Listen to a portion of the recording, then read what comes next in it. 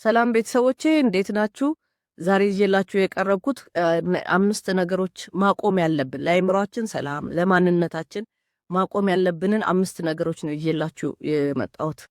ቤተሰቦቼ ሰብስክራይብ እንድታረጉት ጋብዛችኋለሁ። ሰብስክራይብ ያደረጋችሁት ደግሞ እጅግ በጣም አመሰግናለሁ። ለአእምሮ ጤናና ደስታ ወይም ደግሞ አጠቃላይ ማሻሻል መተው ያለብን ነገሮች አሉ።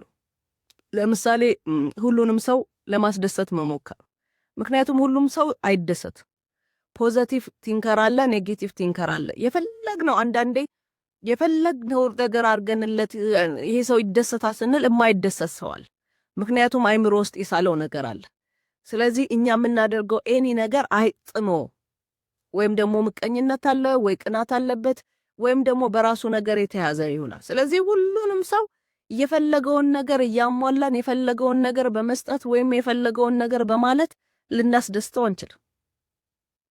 ስለዚህ ቤተሰቦቼ ለአእምሯችን ጤነኛ እንዲሆን እኛ ከኛ የሚጠበቀውን ነገር እናድርግ እንጂ ሰው ደስ ይበለው ብለን የምናደርገው ነገር መልሶኛል ሀዘን ውስጥ ከተናል ማለት ነው። ስለዚህ ሁሉ ሰው ሊደሰት ስለማይችል ማለት ሁሉ ሰው እንዲደሰትም ደግሞ አንጠብቅ። ለውጥን ደግሞ አንፍራ።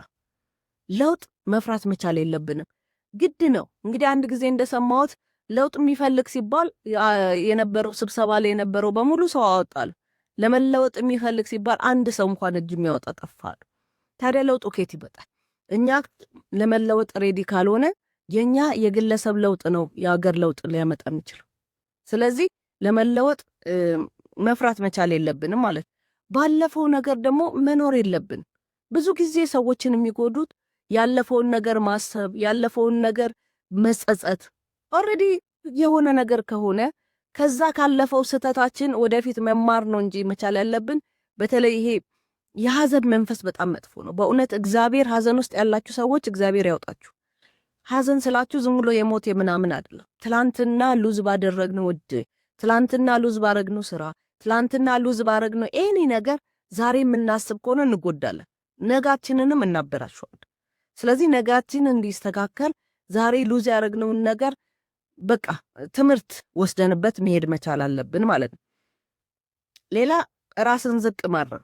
እንግዲህ ራስን ከመተቸት ይልቅ ለራስ ርህራሄ ማድረግ ያስፈልጋል።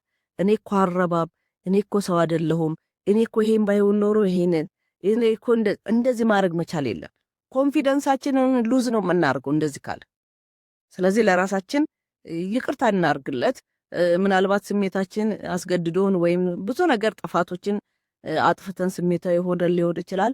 ከዛ መማር መቻል አለብን ማለት ነው። አምስተኛ ከመጠን በላይ ማሰብ አስፈላጊ አይደለም። አይምሮ መጠቀምና መገኘት ከሚችለው በላይ ማሰብ።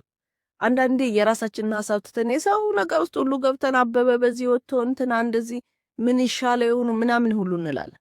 ይሄ አስፈላጊ አይደለም። መጠንቀቅ መቻል አለብን ማለት ነው። ቤተሰቦቼ እነዚህን አምስት ነገሮች በማስወገድ ራሳችንን በማስተካከል የአእምሮ ጤንነትና ደስታ እንድናገኝ ጋብዛችኋለሁ። ቤተሰቦቼ ሰብስክራይብ፣ ላይክ፣ ሼር እንድታረጉት አሁንም በድጋሚ ጋብዛለሁ። አመሰግናለሁ።